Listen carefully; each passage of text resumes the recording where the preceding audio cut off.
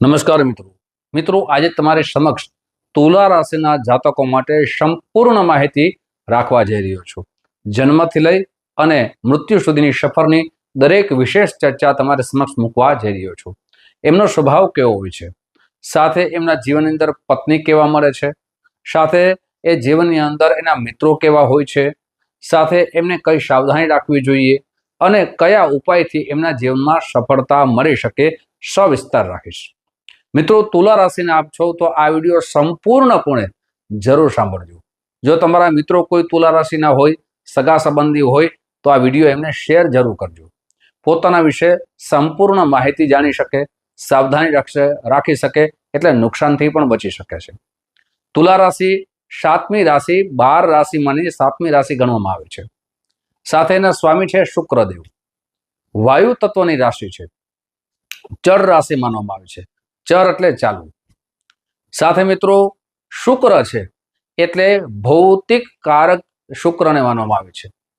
જીવનની અંદર તુલા રાશિમાં તમારો જન્મ થયો છે, આવું જ્યારે બાળક કોઈ પણ વ્યક્તિને હાથમાં લઈએ ત્યારે આકર્ષણ ઉત્પન્ન થાય છે, કેમ કે શુક્ર છે એ સુંદરના કારક માનવામાં આવે છે અને એનામાં સુંદરતા જોવા મળે છે અને વિચાર છે ખૂબ સુંદર હોય છે। અને જીવનની અંદર મિત્રો જ્યારે આ બાળક ધીમે ધીમે મોટું થાય, જ્યારે એ બાળક જ્યારે સારી સ્કૂલમાં જાય ત્યારે એના મિત્રો પણ સારા મળે છે। શા માટે મિત્રો? એ મિત્રો કેળવતા એટલે મિત્રો પ્રત્યેનું આકર્ષણ એને વધારે હોય છે। તુલા રાશિ છે એ તરાજુ છે, એનું ચિહ્ન તરાજુ છે। આવા જાતકોની જે વાણી હોય છે એ મીઠાશવાળી પણ હોય છે અને સત્યતા પણ હોય છે। એ જે બોલે છે સામેવાળા વ્યક્તિને ગમે છે, સાથે એમના જીવનની અંદર ઉતારે પણ છે। ન્યાય પ્રિય આ રાશિવાળા હોય છે। જીવનની અંદર હર હંમેશા કોઈ પણ સમાજનું કાર્ય કરવું હોય તો આગળ આવીને આ કાર્ય કરે છે। આ જ્યારે જાતક ધીમે ધીમે મોટા થાય, કોલેજમાં આવે તો એમના પ્રત્યેનું આકર્ષણ બધાને જોવા મળે છે, કેમ કે સુંદર હોય છે, મીઠી વાણી હોય છે, એટલે જીવનના દરેક પાસામાં મજબૂત થઈ જાય છે। સાથે એ સાહસ કરનારા જોવા મળે છે। જીવનની અંદર કોઈ પણ કાર્ય કરવું એ કાર્યથી જરાય ડરતા નથી।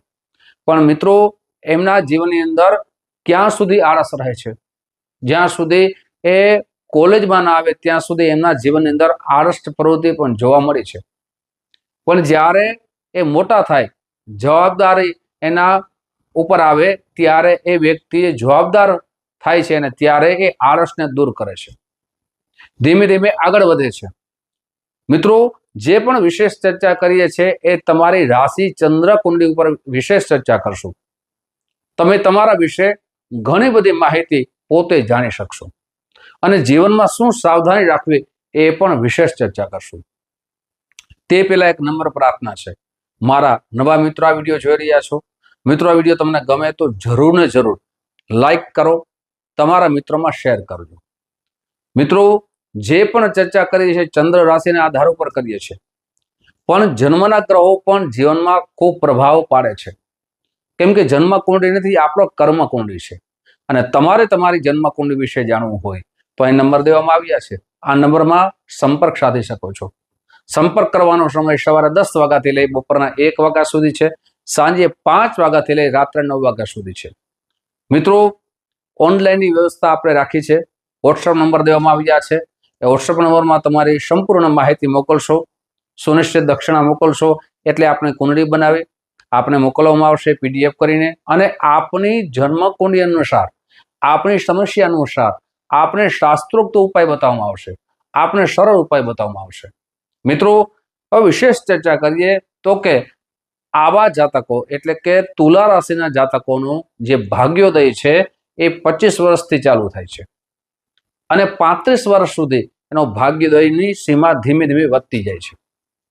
આવા જાતકો મહેનતુ હોય છે, કેમ કે એનું જે એમ કહી શકાય ચર કારક માનવામાં આવે છે, ચાલવું, મહેનત કરવી, સાથે હર હંમેશા જે અન્યાય થતો હોય ત્યાં ન્યાયથી અને સત્યતાથી એમનો વિરોધ કરવો, કેમ કે તરાજુ છે મિત્રો, ન્યાય તરફ આ વળવાવાળા વ્યક્તિ જોવા મળે છે। સાથે સમાજની સેવા કરવી, પોતાના દેશની સેવા કરવી એમને ખૂબ ગમે છે. સાથે મિત્રો જીવનની અંદર ફરવાના શોખીન જોવા મળ્યા છે. કપડાં સારા પહેરવા, પોતાની લક્ઝરી લાઈફ કેમ જીવવી એમને શોખ જોવા મળે છે. સાથે જીવનની અંદર આધ્યાત્મિક પણ હોય છે. સારી સારી જગ્યાએ યાત્રા કરવી. સાથે મિત્રો જે રહસ્યને જાણનારા આપણા પુરાણો છે, આપણા શાસ્ત્રો છે, એને જાણવાનો પણ રસ જોવા મળે છે. સાથે એમની જે કલ્પના શક્તિ છે એ અદ્ભુત હોય છે. જે વિચારે છે એ પણ કરે છે. પોતાના જીવનની અંદર એક ધ્યેય બનાવી લે છે કે આ કાર્ય મારે પરિપૂર્ણ કરવું છે અને એ ધ્યેય તરફ મહેનત કરે છે. જ્યાં સુધી ધ્યેય પરિપૂર્ણ ન થાય ત્યાં સુધી એ સ્થિર રહી શકતા નથી. એ કાર્યને આગળ વધારે છે. એવું પણ જોવામાં આવ્યું છે કે મિત્રો એમના જીવનની અંદર કોઈ પણ કાર્ય કરે, ઘણી વખત એવું પણ જોવા મળ્યું છે કે એ જે યશ મળવો જોઈએ એ યશ એટલો મળતો નથી, પણ માન સન્માન ખૂબ જ મળે છે. સાથે એમની જીવનની અંદર ભૌતિક સુખ પણ મળે છે. સારી જીવનની અંદર યાત્રાઓ પણ કરે છે, સેવાના કાર્યો પણ કરે છે, યજ્ઞ આદિ પણ કરે છે અને ધર્મશાસ્ત્રને માનનારા પણ જોવા મળ્યા છે. આવા જાતકો સારા પ્રવક્તા બની શકે છે, સારા કથાકાર બની શકે છે, સારા ગુરુ બની શકે છે, સારા શિક્ષક બની શકે છે, સારા ન્યાયાધીશ બની શકે છે, સારા એમ કહી શકાય એ મિલિટરીમાં પણ આવા જાતકો સારી પોસ્ટ ઉપર જોવા મળ્યા છે. સાથે મિત્રો તે જીવનની અંદર મહેનત કરે અને મહેનતમાં આગળ આવે છે. બિઝનેસની અંદર, ઓનલાઈનની અંદર ખૂબ એમની નામના થાય છે અને ઓનલાઈનની અંદર બિઝનેસ કરવાથી પણ આગળ વધી શકે છે. પણ સાવધાની બે વાતની રાખવી ખૂબ જરૂરી છે. પહેલી સાવધાની છે કે એ પોતાની જે ક્રોધ છે એના ઉપર કાબુ કરી શકતા નથી. ક્રોધ આવે ત્યારે સામેવાળા વ્યક્તિને અયોગ્ય એની સાથે વર્તન પણ કરે છે. એવું પણ જોવામાં આવ્યું છે. સાથે મિત્રો આપણે ચંદ્ર કુંડળી ઉપર આધાર નજર કરીએ તો સાતમા ભાવના માલિક કોણ થાય છે? તો કે સાતમા ભાવના માલિક થાય છે મંગળદેવ. મેષ રાશિ આવે સાતમા ભાવની ચંદ્ર કુંડળીના આધાર ઉપર. તો એમના જે પત્ની મળે છે એ એમ કહી શકાય કે ધીમી ધીમી નાની બાબતમાં પણ ક્રોધ આવી જાય છે. કેમ કે મંગળ ને શુક્રને મધ્યમ કરે છે. એટલે એવું પણ જોવામાં આવ્યું છે કે બંને વચ્ચે પ્રેમ તો હોય છે, એકબીજાની કેર પણ કરે છે, પણ ક્યારેક વિચારો જુદા પડે છે. એકબીજા પ્રત્યેનો જે પ્રેમ છે એ ખૂબ સારો હોય છે, પણ ક્યારેક મતભેદ થવાથી જીવનની અંદર ક્યારેક સંઘર્ષ પણ થાય છે. અને ખાસ કરીને તુલા રાશિના જાતકોએ જન્મ પત્રિકા મેળાપક કરીને લગ્ન કરવા જોઈએ, જેનાથી એમના જીવનની અંદર બંનેના વિચારો મળી શકે.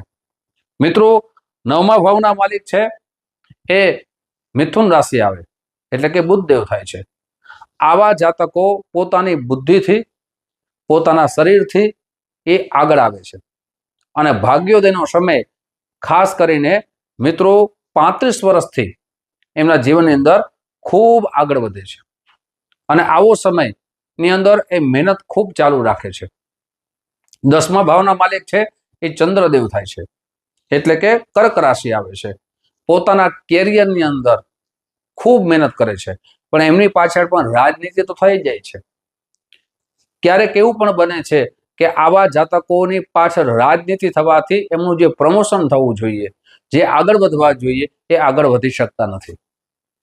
સાથે એમને એમના જીવનની અંદર સંઘર્ષ કરીને જ એ જીવનની આગળ વધી શકે છે.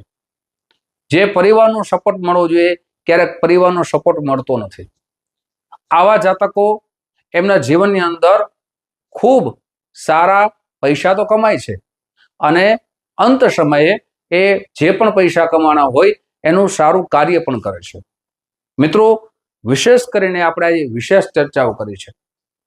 તો હવે વાત કરીએ ઉપાયની કે આવા જાતકોએ શું ઉપાય કરવા જોઈએ જેનાથી એમના જીવનની અંદર ખૂબ જ આગળ વધી શકે, એનું જીવન સફળ થઈ શકે, જે પણ કાર્ય કરે એમાં સફળતા મળી શકે.